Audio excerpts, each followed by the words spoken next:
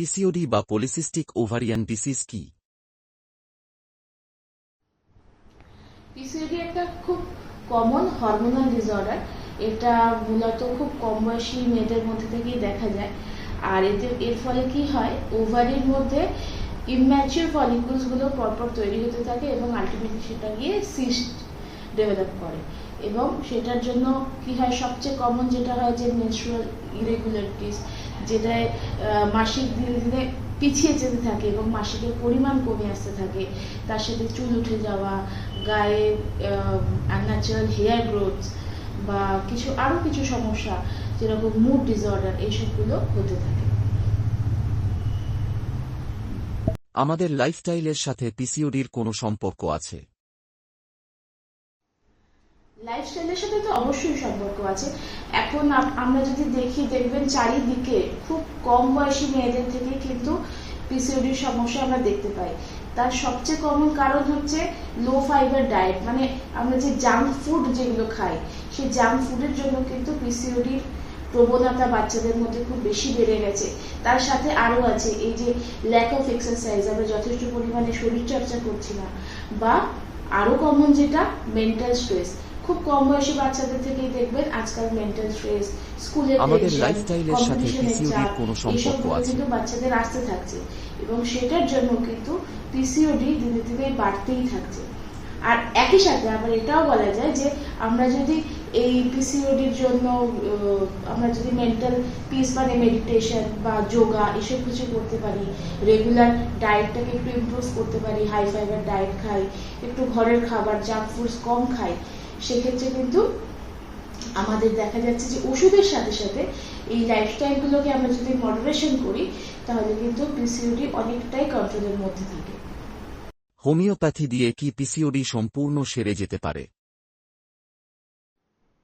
হ্যাঁ, অবশ্যই হোমিওপ্যাথি দিয়ে পিসিওডি সম্পূর্ণ সেরে তো যাই, কারণ আমাদের যে ট্রিটমেন্টের প্রসিডিওর, আমরা কিন্তু যেটা মডার্ন মেডিসিনে কি করে, বিভিন্ন হরমোনাল পিলস ইউজ করে।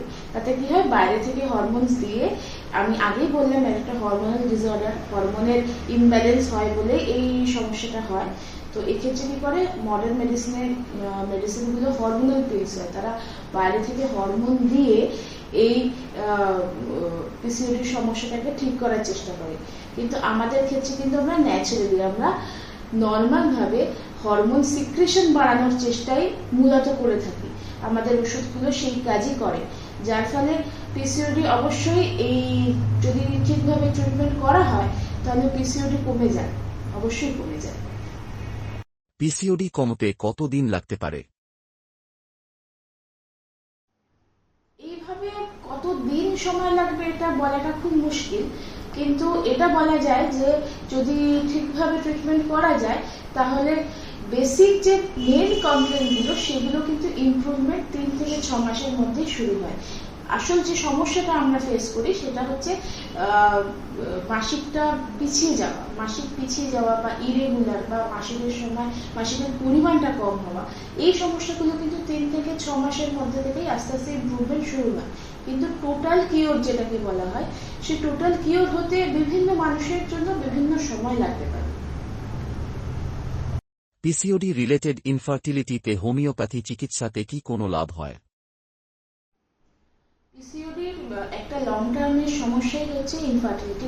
পিসিওডির ফলে ইনফার্টিলিটি ডেভেলপ করে, কনসেপ্ট করতে অসুবিধা হয়। সেক্ষেত্রে যদি আমরা পিসিওডি, আমি আগেই বললাম যে হোমিওপ্যাথি ওষুধ দিয়ে কিন্তু পিসিওডির সমস্যা কমানো সম্ভব এবং সেটা পার্মানেন্টলি কমানো সম্ভব।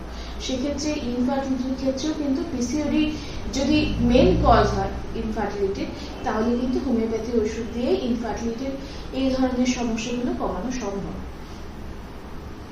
হোমিওপ্যাথি ওষুধ এর কোনো সাইড ইফেক্ট আছে?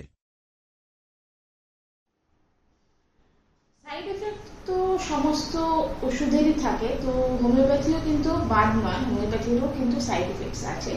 কিন্তু একটাই কথা যে যদি কোনো ডাক্তারের পরামর্শ থেকে আপনারা ওষুধ খেয়ে থাকেন তাহলে এই সাইড এফেক্ট সাধারণত বোঝা যায় না। কিন্তু যদি আমরা নিজেরা ওষুধ কিনে খাই বা কোনো ওষুধের দোকান থেকে ওষুধ কিনে, ওষুধের প্রত্যেকটা ডোজ আছে, সেই ডোজ অনুযায়ী খেতে হয়, যেটা কি হয় মোস্টলি ওভার ইউজ বা ওভার ডোজিং হয়ে যায়। এবং যার জন্য কিন্তু অনেক সময় সাইড এফেক্ট হয়। একদম যে সাইড এফেক্ট হয় না এটা বলা কিন্তু ভুল।